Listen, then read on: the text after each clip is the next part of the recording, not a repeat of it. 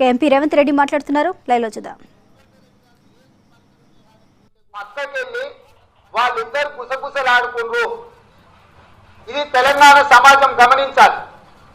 BJP MIM మధ్యలో ఉన్న లాలూచి సరాసరి కేంద్ర హోంశాఖ సహాయ మంత్రి కిషన్ రెడ్డి గారే ఎంఐఎం సంస్థ తీవ్రవాద సంస్థ, తీవ్రవాదులతో ప్రత్యక్షంగా పరోక్షంగా సంబంధాలు ఉన్నాయి. హైదరాబాద్ లో జరిగే ప్రతి బాంబు పేలుళ్లకు తీవ్రవాద సంస్థలకు ఊతమిస్తున్నది ఎంఐఎం అని చెప్పి పదే పదే చెప్తున్నారు. ఇవాళ బండి సంజయ్ గారు కూడా అదే ఆరోపణ ఎంఐఎం మీద చేసిండ్రు. ఇది నిన్న మొన్నటి వీడియో, ఇది పాత వీడియో కాదు. ఇలాంటి వీడియోలో నేను ఒకటే అడగదలుచుకున్నా.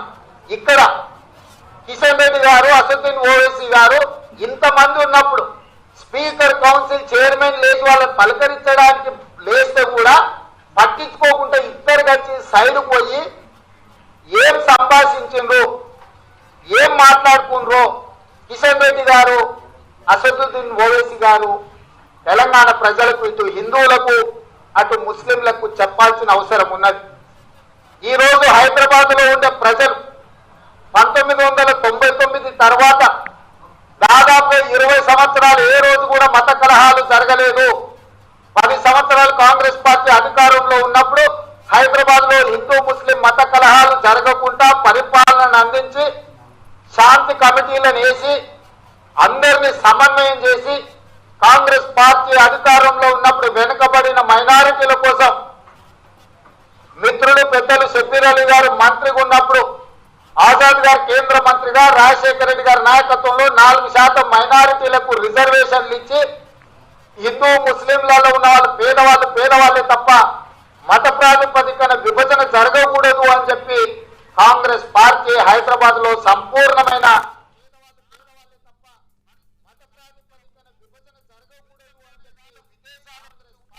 కోట్ల రూపాయలు హైదరాబాద్ కు పెట్టుబడి తీసుకొచ్చి ఇవాళ తెలంగాణ రాష్ట్రం మద్దతు సాధించింది అంటే శాంతి భద్రతలను కాంగ్రెస్ పార్టీ కాపాడడం వల్ల ఇక్కడ ఎన్ని లక్షల కోట్ల రూపాయలు పెట్టుబడి పెట్టినా పెట్టుబడులకు ఎలాంటి ఇబ్బందులు లేవు అని ఒక సంపూర్ణమైన విశ్వాసం కల్పించడమే కాకుండా ఐటీ కంపెనీలు, హైటెక్ సిటీని, ఔటర్ రింగ్ రోడ్డును, అంతర్జాతీయ ఎయిర్పోర్టును, ఫార్మా కంపెనీలను, ఇలాంటి ఎన్నో ఇండస్ట్రీస్ ను, స్పోర్ట్స్ కాంప్లెక్స్ లను కాంగ్రెస్ పార్టీ గత ప్రభుత్వాలు తీసుకొచ్చి ప్రపంచ చిత్రపటంలో హైదరాబాద్ ఒక ప్రత్యేకమైన స్థానాన్ని కల్పించి మేము శాంతి భద్రతలు నెలకొల్పితే ఇవాళ తెలంగాణకు వచ్చే ఆదాయంలో 70% ఆదాయం ఒక హైదరాబాద్ నుంచే వస్తుంది.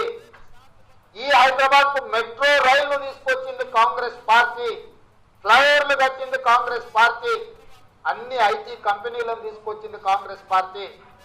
ఇంత కాంగ్రెస్ పార్టీ కష్టపడి హైదరాబాద్ ను అభివృద్ధి చేస్తే వర్షాలు వస్తే కనీసం 6.5 సంవత్సరాలలో ఈ రాష్ట్ర ప్రభుత్వం మోరీలు కూడా కట్టలేకపోయింది. మోరీలు కాదు, మోరీలలో ఉన్న మురికిని కూడా తీయలేకపోయింది రాష్ట్ర ప్రభుత్వం. అంటే ఎంత చేతగాని ప్రభుత్వము పాలనలో ఉందో. దాదాపు 7 సంవత్సరాలలో ఎక్కడ కూడా డ్రైనేజీల నిర్మాణం సంగతి దేవుడు నిర్వహణ కూడా రాష్ట్ర ప్రభుత్వం చేపట్టలేకపోయింది. ఇది పక్కన పెడితే కేంద్రంలో మోడీ ఉన్నాడు. మేము ఇవాళ వరదలు కొట్టుకుపోయిన వాళ్ళు కారు పోతే కారు ఇస్తాం, లారీ పోతే లారీ ఇస్తాం, సైకిల్ మోటార్ పోతే సైకిల్ మోటార్ ఇస్తాం, ఇల్లు పోతే ఇస్తాం, ఏదైతే అది ఇస్తామని చెప్పి బండి సంజయ్ గారు ప్రజల్ని మభ్య పెట్టడానికి బండి పోతే బండి ఇస్తామని బండి గారు చెప్తారు. అసలు ఇది నమ్మశక్యమేనా? ఒక మేయర్ గెలిస్తే ఇవన్నీ చేస్తారట. అంటే మోడీ దేశానికి ప్రధానమంత్రి ఉంటే ఎందుకు పనికిరాడు, కానీ పైసకు చెల్లని రూపాయి మోడీ. ఇప్పటి వరకు ఒక్క రూపాయి కూడా మేము తెలంగాణకి ఇవ్వలేదు. గ్రేటర్ హైదరాబాద్ లో మేయర్ గెలిస్తే మాత్రం వరదలలో మునిగిపోయిన వాళ్ళకు, కొట్టుకుపోయిన వాళ్ళకు, చచ్చిపోయిన వాళ్ళకు, హైదరాబాద్ లో నివసిస్తున్న వాళ్ళకి అన్ని చేస్తామని